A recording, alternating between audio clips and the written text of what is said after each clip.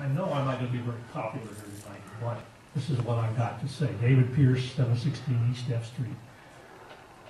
I don't like the whole idea of the oil sands project. I really don't. But I listened to everything that we went through dealing with going across US 12, across the mountains, which we definitely do not want. At least I don't.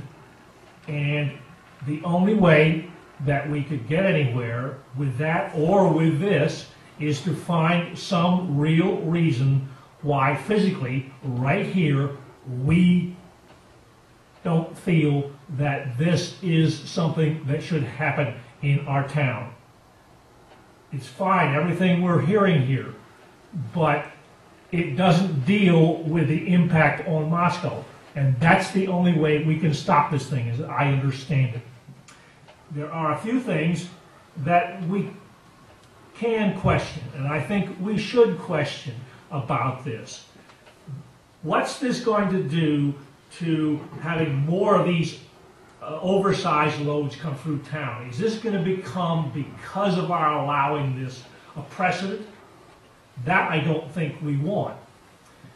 We haven't defined really well, as far as I know, for any of this, what kind of oversized loads we're talking about. After all, IDT processes something like 66,000 oversized load permits a year. Why are these different? What's the real impact of the size of these? And how much of this can we really expect in the future? Are we going to convert, if we allow this, are we going to convert US 95 going this way into an industrial corridor? I don't know the answer, but I think this is a question we really need to consider when we look at letting this thing come through here. I don't think that's something we want. There's the question of liability. I'm not sure we've had a good answer yet about what the liability of the trucking company and ExxonMobil is if this comes through here. That's a real question that we can question this on, I think. I wish I'd had more time 30 seconds. to put some of this through, but I think there are real reasons why we can question this, and reasons why we can say, no, we don't want this happening here. Thank you very much.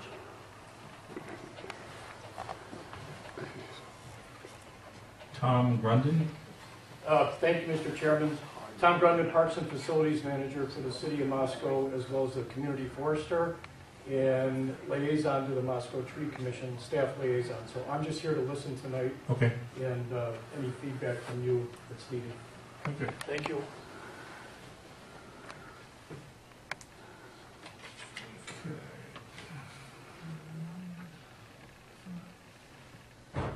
Tom LaPointe.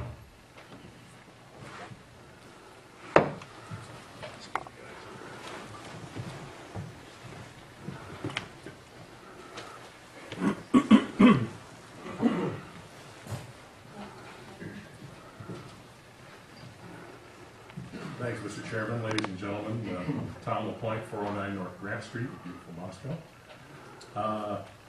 I'm also a member of the Moscow City Transportation Commission. I come here tonight as a private citizen, not representing their interests. I do have a couple of things to say that I really wasn't planning on speaking, but that was my question mark there, Scott. Mm-hmm. I was out of town, I think it was in March, when the news broke about the Megaloads possibly using 95. And I came back, and we had a Thursday Transportation Commission meeting, and I didn't know much about it, and I asked what was going on. The answer I got from one of our staff liaisons was that 95 is ITD's facility, and they can do what they want. That didn't sit real well with me. I want to focus on Idaho. I want to play a Remember When game. Remember when we had a governor who stopped nuclear loads coming through southern Idaho with the Idaho State Patrol? Remember when we came to Idaho, maybe 10, maybe 30, maybe 40 years ago, and the state actually had a viable two-party system where people's concerns could be heard? Remember when? Remember when the city council listened and actually gathered information and based their decisions upon information as presented, rather than going out and deciding that not only were we for sale, but we were for sale if someone wanted to buy a cheeseburger here? That's awfully cheap. I think we could argue about what we are. I would risk if we would charge more than $2. Thank you.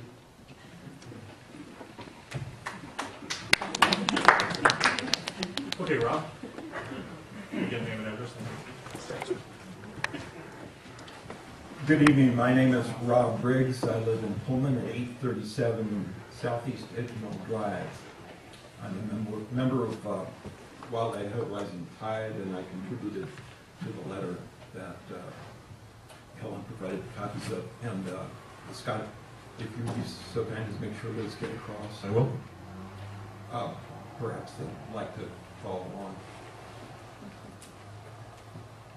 Did everyone get it? Oh, okay. A popular definition of sustainability is meeting present needs without compromising the ability of future generations to meet their needs. Sadly, the science is now so clear that we don't need the abstraction of future generations to see the problems with tar sands development. We can simply look at the present members, particularly the youngest members of our community, and look at the projections to see the potential harm. Atmospheric concentrations of carbon dioxide are already dangerously high. They stand at 394 parts per million. James Hansen, our nation's most prominent climate scientist, says the safe level is 350. So we're already more than 10% above Hansen's safe level. Tar sands add to an inventory of fossil fuel reserves that are far larger than can be safely burned. Conventional fossil fuel reserves, that is oil, natural gas, and coal, are 5 to 10 times larger than what can be released to the atmosphere if we want to live on a planet similar to the one on which civilization developed and to which life on Earth is adapted. Canadian tar sands add another 200 parts per million to that. Tar sands endanger international agreements to combat global warming. Global warming is inherently a problem that requires international cooperation. And that's why 191 countries joined and ratified the Framework Convention on Climate Change in 1992, and also signed on the Kyoto Protocol in 2005. And that included all advanced industrialized nations aside from the United States. Canada signed, but is now 32% above their agreed to limit under Kyoto. And the tar sands are the biggest reason. International cooperation is set to unravel as we approach the 2012 30 seconds. Deadline for renewal. Tar sands are playing a major role in the catastrophe of international cooperation on climate change unraveling. The economics that allow tar sands development are flawed. Tar sands prolong our addiction while preventing sustainable energy solutions. State and local governments are the important agent of change. May I just have Finish the sentence. Okay. The sentence? Okay. Oh, the sentence? I get another sentence? Finish your thought. Whatever. Yeah. Okay. Okay. I'd just like to a very quick quote from James Hansen, head of NASA Goddard Institute for Space Studies, probably the world's best known climate scientist. The man has been unerringly right for the last 30 years. He said just a couple weeks ago, an overwhelming objection is that exploitation of tar sands would make it implausible to stabilize climate and avoid disastrous global climate impacts. If the tar sands are thrown into the mix, it is essentially game over. Thank you. Okay, now I'm going to go back, hoping I'm going to catch those that said maybe later, and then we'll. So let's see, Nathan, you declined You still want to speak now or No, not? that's correct. Okay, Everyone else is doing a great job. all right. And